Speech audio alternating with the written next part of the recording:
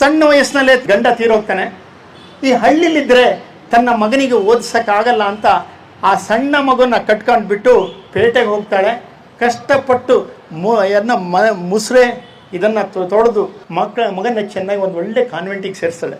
ದಿನಾಗಲೂ ತಾಂಡೋಗಿ ಬಿಟ್ಟು ಬರೋಕ್ಕೆ ಕರ್ಕೊಂಡು ಹೋದಾಗ ಒಂದು ವಾರ ಖುಷಿ ಇದ್ದಂಥ ಮಗ ಆಮೇಲೆ ಹೇಳ್ತಾನೆ, ಅಮ್ಮ ದಯವಿಟ್ಟು ನೀನು ಬರಬೇಡ, ನಾನೇ ಬಂದೋಗ್ತೀನಿ. ಯಾಕೋ ಮಗ, ನೀನು ಸ್ಕೂಲಿಗೆ ಬಿಡೋಕ್ಕೆ ನನಗೊಂದು ಖುಷಿ ಇದೆ ಅಂತ. ಇಲ್ಲಮ್ಮ, ಎಲ್ಲ ನನ್ನ ಒಕ್ಕಣ್ಣವಳ ಮಗ ಅಂತಾರೆ, ಹಿಂಸೆ ಆಗುತ್ತೆ, ದಯವಿಟ್ಟು ಬರಬೇಡಿ ಅಮ್ಮ. ತನ್ನ ಮಗನಿಗೆ ಮುಜುಗರ ಆಗಬೇಕು ಅನ್ನೋದು ಆಗಬಾರ್ದು ಅಂತ ಎಷ್ಟು ಆಸೆ ಇದ್ದರೂ ಅವಳು ಮದುವೆ ಇಟ್ಕೊಂಡು ಮಗನ ಬಿಡೋಕ್ಕೆ ಬರಲ್ಲ. ಮಗ ಚೆನ್ನಾಗಿ ಓದ್ತಾನೆ, ಒಳ್ಳೆ ಪದವೀಧರ ಆಗ್ತಾನೆ, ಹೆಚ್ಚು ಮಾರ್ಕ್ಸ್ ತಗೊಂಡು ಒಳ್ಳೆ ಕೆಲಸ ಸಿಕ್ಕಿದ್ದು ಒಳ್ಳೆ ಅಧಿಕಾರಿ. ಮನೆಗೆ ಬಂದರೆ ಇವಳು ಕಾಫಿ ಕೊಡೋಕ್ಕೆ ಬಂದರೆ ಅವಾಗ ಹೇಳ್ತಾನೆ, ಅಮ್ಮ ಕಾಫಿ ನೀನು ರೆಡಿ ಮಾಡಿಡು, ನಾನು ಕೊಡ್ತೀನಿ ಅಂತ. ಅವಾಗ ಇವಳಿಗೆ ಅನಿಸುತ್ತೆ, ಹೌದು ನನ್ನ ಒಕ್ಕಣ್ಣವಳು ಅಂತ, ಅವನಿಗೆ ಹಿಂಸೆ ಆಗಬಾರ್ದು ಅಂತ ಅಲ್ಲೇ ರೆಡಿ ಮಾಡಿರ್ತಾಳೆ. ಒಂದು ಒಳ್ಳೆ ಹೆಣ್ಣು ಜೊತೆ ಮದುವೆ ಆಗುತ್ತೆ, ಒಂದು ಸುಂದರವಾದ ಮೊಮ್ಮಗನೂ ಹುಟ್ಟುತ್ತಾನೆ. ಖುಷಿಯಾಗುತ್ತೆ, ನನ್ನ ಮೊಮ್ಮಗನ ಜೊತೆಗೆ ಆಡ್ತಾ ಕಳಿಬೋದು ಅಂತ. ಒಂದು 2-3 ದಿವಸಕ್ಕೆ ಮಗ ಹೇಳ್ತಾನೆ, ಅಮ್ಮ ನೀನು ಹಳ್ಳಿಗೆ ಹೋಗಿದ್ದು ಬಿಡು, ನಿನಗೆ ಬೇಕಾದ ದುಡ್ಡೆಲ್ಲ ಕಳಿಸ್ತೀನಿ ನಾನು ಅಂತ. ಆವಾಗ ಈಗ ಅನಿಸುತ್ತೆ, ಮೊಮ್ಮಗನ ಆಡಿಸ್ಬೇಕು ಅಂತ ಆಸೆ ಇದ್ದರೂ ತನ್ನ ಮಗನಿಗೆ ಮುಜುಗರ ಆದಂಗೆ ಮೊಮ್ಮಗನಿಗೆ ಆಗಬಾರ್ದು ಅಂತ ಉದ್ದೇಶಕ್ಕೆ ನನ್ನ ಮಗ ಊರಿಗೆ ಕಳಿಸ್ತಾ ಇದ್ದಾನೆ ಅಂತ. ಹೋಗಿ ಒಂದು 2 ವರ್ಷ ಆಗುತ್ತೇನಾ. ನಂತರ ಇವನಿಗೊಂದು ಸಂದೇಶ ಬರುತ್ತೆ, ನಿಮ್ಮ ಅಮ್ಮಂಗೆ ಸೀರಿಯಸ್ಸು ಬಂದು ನೋಡು. ಇವನಿಗೆ ರಜಾ ಸಿಕ್ಕಲ್ಲ, ಬರಲ್ಲ. ಆವಾಗ ರಜಾ ಸಿಕ್ಕಿಲ್ಲ ಅಂತ ಬರಲಿಲ್ಲ. ಇನ್ನೊಂದು 3 ದಿವಸಕ್ಕೆ ಬರುತ್ತೆ, ನಿನ್ನ ಅಮ್ಮ ತೀರೋಗಿದ್ದಾಳೆ, ಈಗಾದರೂ ಬಾ. ಅಮ್ಮ ತೀರೋದ್ಮೇಲೆ ಕೊನೆ ಮಾಡಬೇಕಲ್ಲ, ಸೀದಾ ಬರ್ತಾನೆ. ಬಂದಾಗ ಎಲ್ಲ ಊರಿನವರು ಬೈತಾರೆ. ಸಣ್ಣ ವಯಸ್ಸಿನಲ್ಲಿ ನಿನ್ನ ಅಪ್ಪ ತೀರೋದಾಗ ನಿನ್ನನ್ನು ಆ ಪೇಟೆಗೆ ಕರ್ಕೊಂಡೋಗಿ ಈ ಮಟ್ಟಕ್ಕೆ ಬೆಳೆಸಿದಂಥ ತಾಯಿ ನಿನ್ನನ್ನು ಕೊನೆಗೆ ನೋಡಬೇಕು ಅಂತ ಎಷ್ಟು ಹಪಾಪಿಸಿದ್ಲು, ದುಃಖಪಟ್ಟಳು. ಮೊಮ್ಮಗನ ನೋಡಬೇಕು ಅಂತ ಎಷ್ಟು ಆಸೆಯಿಂದ ಕೇಳ್ತಾ ಇದ್ಲು. ಆದರೂ ಬರಲಿಲ್ಲಲ್ಲಪ್ಪ, ನಿನ್ನಂಥ ಮೂರ್ಖ ಮಗ ಇದ್ರೇನು, ಏನೇ ಬಿಡು, ನೀನು ಮಾಡಿದ ಕರ್ಮಕ್ಕೆ ನೀನು ಹೋಗ್ತಿ. ಅವಳು ಒಂದು ಚೀಲ ಕೊಟ್ಟಿದ್ದಾಳೆ ನಿನಗೆ ಅಂತ ಕೊಡ್ತಾರೆ. ಚೀಲ ತೆಗೆದು ನೋಡ್ತಾನೆ, ಒಂದಷ್ಟು ದುಡ್ಡು ಇರುತ್ತೆ.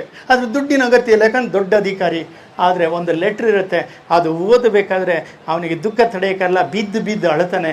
ಏನು ಆ ಲೆಟ್ರಲ್ಲಿ ಇರುತ್ತೆ ಅಂದರೆ, ಮಗನೇ ನಿನ್ನನ್ನು ಕ್ಲಾಸಿಗೆ ಬಿಡಬೇಕಾದ್ರೆ ಒಕ್ಕಣ್ಣವಳು ಮಗ ಅಂಥೇಳಿ ನಿನಗೆ ನೋವಾಗ್ತದೆ, ಬೇಡ ಅಂತ ಹೇಳಿದಿಲ್ಲ. ಆ ಒಕ್ಕಣ್ಣವಳ ಕತೆ ನಿನಗೂ ಹೇಳಲಿಲ್ಲ. ಆ ಒಕ್ಕಣ್ಣಿನ ಕತೆ ಮೊದಲೇ ಹೇಳಿದರೆ ನಿನ್ನ ಹೂವಿನಂಥ ಮನಸ್ಸು ಮೊದಲು ಹೋಗ್ಬೋದು ಅಂತಿತ್ತು.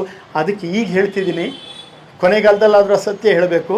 ನೀನು ಸಣ್ಣಕ್ಕಿರುವಾಗ ನಿನ್ನನ್ನು ಸೊಂಟದ ಮೇಲೆ ಎತ್ಕೊಂಡು ಹೋಗ್ತಾ ಇದ್ದೆ, ಯಾರೋ ಆಡ ಚಿನ್ನಿ ಬಂದು ನಿನ್ನ ಕಣ್ಣಿಗೆ ಬಿತ್ತು, ನಿನ್ನ ಕಣ್ಣು ಹೋಯಿತು. ಯಾರೂ ಕಣ್ಣು ಕೊಡೋರು ಇರಲಿಲ್ಲ, ನನ್ನ ಒಂದು ಕಣ್ಣು ನಿನಗೆ ಕೊಟ್ಟು ನಾನು ಒಕ್ಕಣ್ಣವಳಾದೆ ಅಂತ. ತಾಯಿ ಹೃದಯ ಆ ರೀತಿ.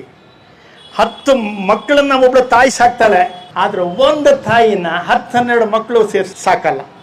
ಇದಕ್ಕೊಂದು ದುರಂತ ಅಂದರೆ, ಒಬ್ಬ ಕರ್ನಲ್ ಹುದ್ದೆ, ಮಕ್ಕಳು ಇಬ್ಬರೂ ಚೆನ್ನಾಗಿ ಓದಿಸ್ತಾನೆ, ಫಾರಿನಲ್ಲಿ ಇರ್ತಾರೆ.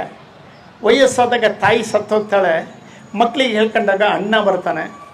ತಮ್ಮ ಯಾಕೆ ಬರಲಿಲ್ಲ ಅಂದಾಗ ಅವನು ಹೇಳ್ತಾನೆ, ಅಣ್ಣ ಇಬ್ಬರು ಬಂದರೆ ಕಷ್ಟ ಆಗುತ್ತೆ, ಅವನಿಗೆ ಸಂಬಳ ಸಿಕ್ಕಿಲ್ಲ, ರಜಾ ಸಿಕ್ಕಿಲ್ಲ.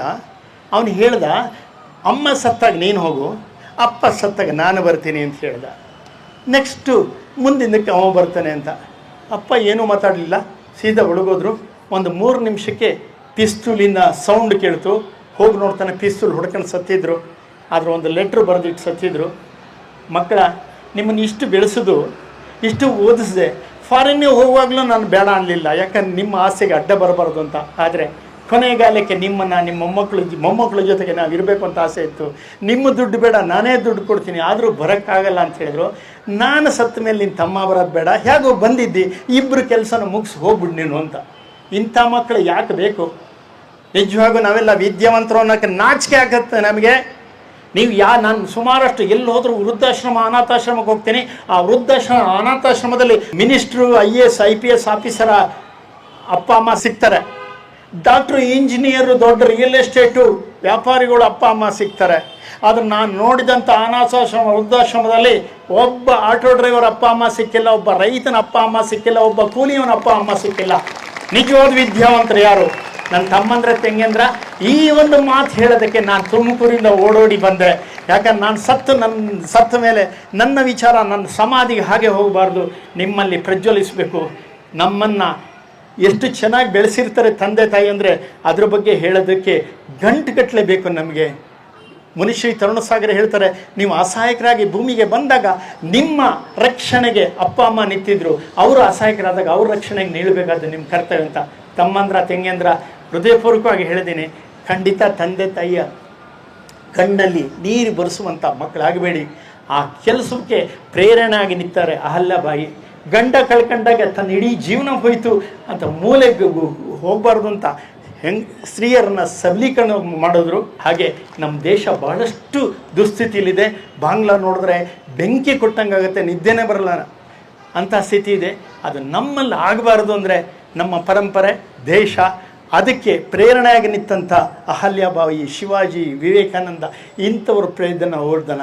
A for apple, B for ball ಅಂತ ಹೋದ ಬದಲು A for Ahilyabai, B for Bhimrao Ambedkar ಅಂತ ಓದುವಂಥ ಚರಿತ್ರೆ ನಾವು ಶುರು ಮಾಡೋಣ ಅಂತ ನನ್ನ ತಮ್ಮಂದ್ರ ತಂಗಿಯಂದ್ರಿಗೆಲ್ಲರಿಗೆ ಹೇಳ್ತಾ, ಈ ಒಂದು ಪುಣ್ಯ ಸ್ಮರಣೆಯ ಒಂದು 4 ನನ್ನ ನುಡಿ ನಮನಗಳನ್ನು ಸಲ್ಲಿಸೋಕ್ಕೆ ಅವಕಾಶ ಮಾಡಿಕೊಟ್ಟಂಥ ಪ್ರತ್ಯಕ್ಷ ಪರೋಕ್ಷವಾಗಿ ಕಾರಣದ ಎಲ್ಲರಿಗೂ ನಮಸ್ಕಾರ ಮಾಡ್ತಾ, ನಾನು ಈ ಅಹಲ್ಯಾಬಾಯಿ ಬದುಕು ನಮಗೆ ಪ್ರೇರಣೆ ಆಗಲಿ, ನಮಗೊಂದು ಆದರ್ಶ ಆಗಲಿ ಅಂತ ಹೇಳ್ತಾ ನನ್ನ ಮಾತು ಮುಗಿಸ್ತೀನಿ. ಜೈ ಹಿಂದ್, ಜೈ ಕರ್ನಾಟಕ ಮಾತು.